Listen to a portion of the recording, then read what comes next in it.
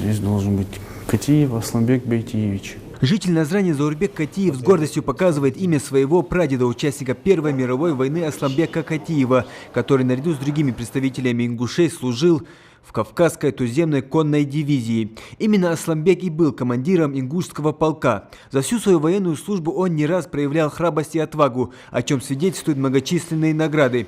6 орденов удостоен Асламбек за годы службы. Сегодня копии тех самых наград спустя век вручили потомку знаменитого всадника.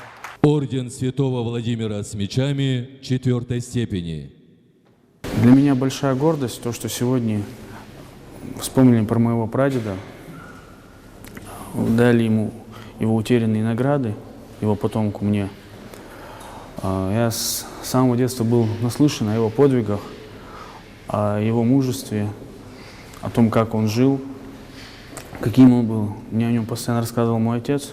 Ингушские всадники за годы войны показали чудеса храбрости и отваги. Многие стали полными георгиевскими кавалерами. Глава Ингушетии считает, что подвиг доблестных наших предков является блестящим примером для военно-патриотического воспитания молодежи. Это история.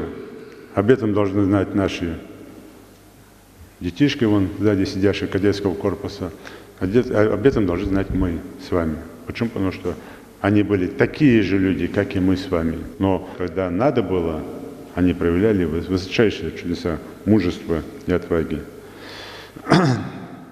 Многие наши полков получили высочайшие награды того периода и заслуги, в том числе и именным оружием.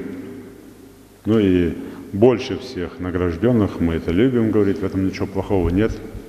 Это не говорит о том, что другие хуже воевали, но мы должны об этом говорить, мы должны об этом помнить, что больше всех награжденных полными георгиевскими кавалерами, кто стало, это, конечно, всадники ингушского полка, в целом сама наша дивизия.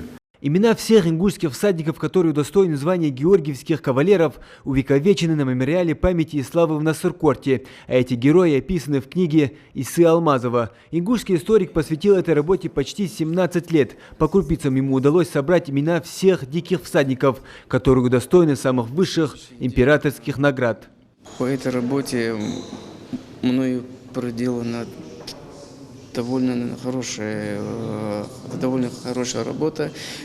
Поднят огромный документационный пласт. Историк Иса Алмазов все еще продолжает работу по восстановлению имен всадников знаменитой дикой дивизии. И, возможно, уже в недалеком будущем в истории ингушей появятся новые лица участников Первой мировой войны. А потомок уже известного всадника Асламбека Катиева Заурбек планирует повесить копии наград прадеда на почетном месте в своем доме. Муслим Ганиев, Юсуп Ханиев, Новости 24.